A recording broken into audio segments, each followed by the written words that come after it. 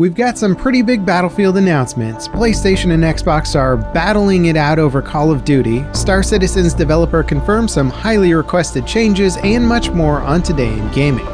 Hey guys, LevelCap here. EA announced some big news for the Battlefield franchise. Last year, they announced the formation of a new Seattle-based studio that would create a narrative Battlefield game. The studio is led by Halo co-creator Marcus Lehto, and today EA revealed the studio's name, Ridgeline Games, and reaffirmed they are developing a narrative campaign set in the Battlefield universe. EA also revealed Ripple Effect, formerly DICE LA, is developing a totally new Battlefield experience built on the franchise's foundations. That probably means a standalone multiplayer experience, but it's unclear if it'll be a mainline entry or a side title like Hardline or some sort of free-to-play experience. It could be a battle royale or extraction royale for all we know. One thing EA didn't confirm though was if DICE is going to continue supporting Battlefield 2042 for a second year of post-launch content. Longtime creative director of the franchise, Lars Gustafsson, is also leaving EA after 20 years with the company. Having met Lars and even shared a meal with him many years ago back in Stockholm, I gotta say, Lars, it was an honor to meet you. Thank you for the many years of commitment you've given to this franchise, and that you will be sorely missed. Now, regarding the rest of the announcement, it's kind of a mixed bag. 2042 is showing signs of recovery, but players are eager for a real commitment to the game from DICE. It seems like EA are gearing up to launch multiple Battlefield games that will follow 2042 rather than tie into a long-term live service integration. It also leaves the door open as to what DICE exactly are doing for their next title. EA says that DICE is their Battlefield multiplayer powerhouse and that they'll continue developing Battlefield's one-of-a-kind multiplayer suite.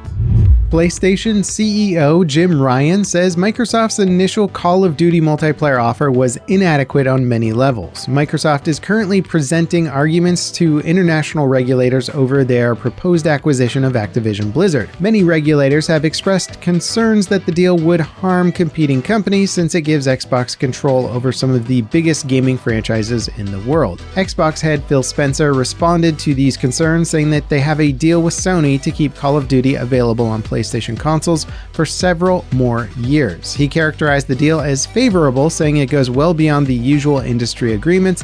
However, PlayStation isn't thrilled with the terms. Ryan says Microsoft only offered an additional 3 years of multiplayer Call of Duty games beyond their current agreement, which covers the next 3 titles. In other words, Call of Duty could become an exclusive to Xbox in 2028. Sony was Activision's biggest customer in 2020. They paid roughly $1.4 billion in 2020 in royalties to Activision, accounting for 17% of their overall sales. That's ahead of Microsoft, Google, and Apple. In other words, Sony is already paying more than anyone else to sell Activision's games on their platform because it's so vital to the success of their hardware. Millions of gamers buy Call of Duty every year. Losing out on those sales would have a massive impact on Sony's business. Ryan's response to Microsoft's Call of Duty agreement suggests that they're still in negotiations. They're seeking a deal that guarantees the franchise remains multi-platform forever. When Xbox bought Bethesda's parent company ZeniMax, they initially played coy about multi-platform support, but all new titles from the developer and publisher will be Xbox and PC exclusives going forward. That was likely a devastating blow to PlayStation and Nintendo. Call of Duty going Xbox exclusive would be equally, if not more, devastating. It's interesting to see the franchise that made Activision one of the biggest companies in gaming potentially being the undoing of a massive merger. When they merged with Blizzard, it was a landmark deal that changed the face of gaming forever, but this time around their own success might also be their undoing.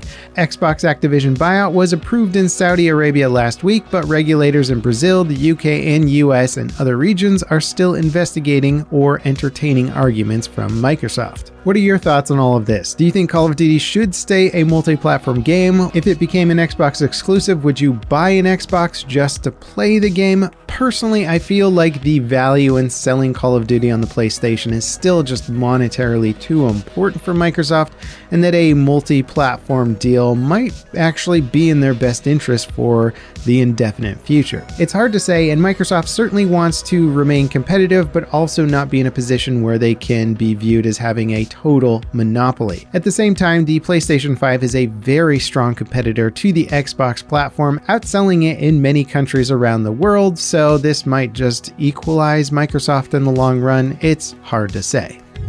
Star Citizen's devs confirmed key changes have been made for the game's next update based on community feedback. Update 3.18 is making some massive adjustments to how players pay off fines and deal with their criminal record. It's removing the ability to hack your crime stat from security bunkers scattered throughout the universe. The only place you'll be able to do it is at an orbital station that's being reworked as a PvP hub. That means that hacking away your crime stat will be much harder than it currently is when 3.18 goes live.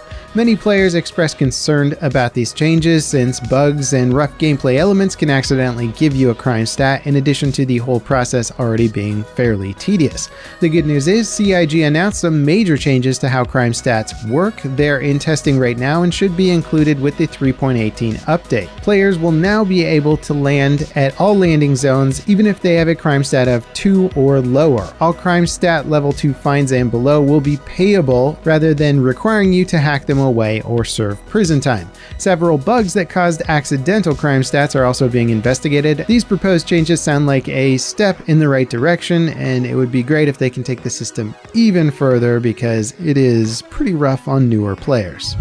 Tomb Raider developer Crystal Dynamics announced that they have secured the rights to the franchise as well as Legacy of Kain. The studio was recently sold by Square Enix to Embracer Group as part of a fire sale by the Japanese company to offload their Western studios. That deal gave Embracer the rights to several major franchises, and it was unclear what they planned to do with them. Crystal Dynamics helmed 2 of the recent Tomb Raider reboots to critical and commercial success, and it seems like Embracer gave the rights over to the studio. Embracer also gave the rights to Deus Ex and Thief over to Eidos Montreal. Generally speaking, Embracer Group is interested in funding new titles in all of these franchises. They've said that they're willing to have the studios break even or even operate at a loss until they can release major titles. Handing over the rights to these franchises seems like solid confirmation that we're eventually getting new games for all of them.